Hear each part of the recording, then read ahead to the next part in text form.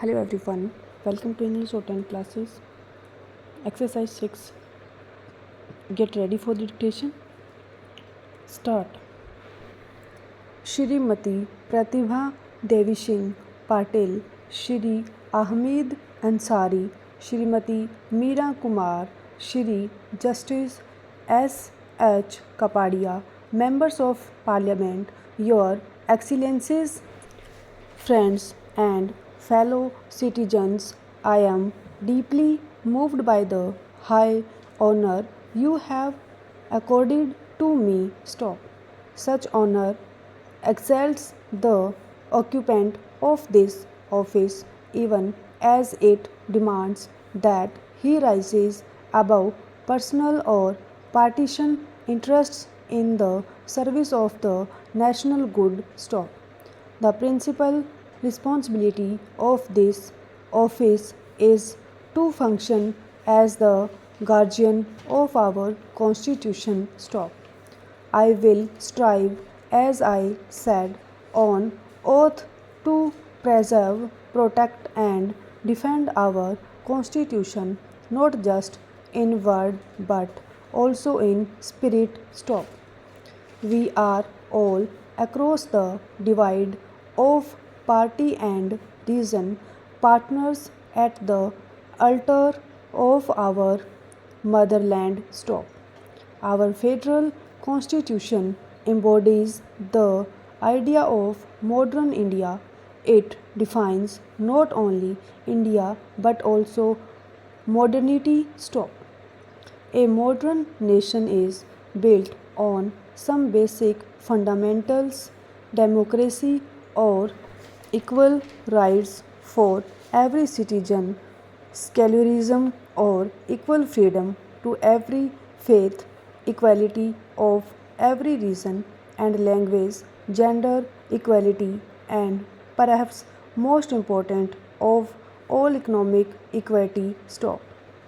For our development to be real, the poorest of our land must feel that they are part of the narrative of rising India. Stop.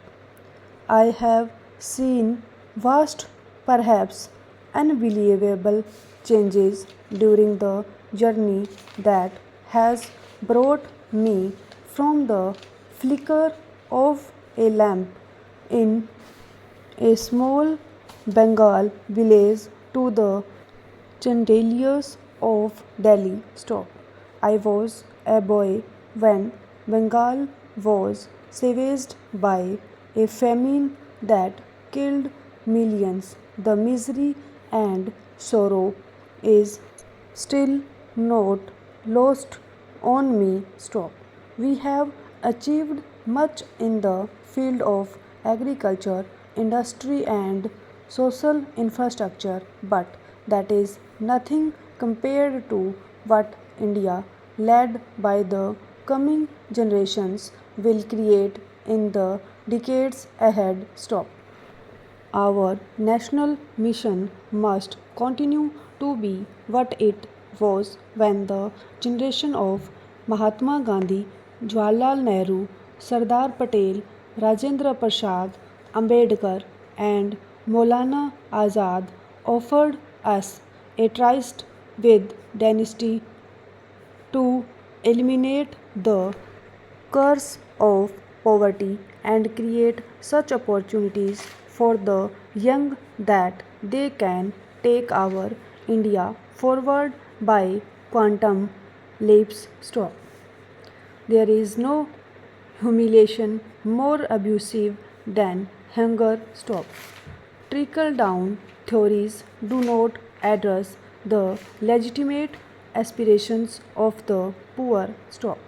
We must lift those at the bottom so that poverty is erased from the dictionary of modern India. Stop. What has brought us thus far will take us further ahead. Stop. India's true story is the partnership of its people. Stop.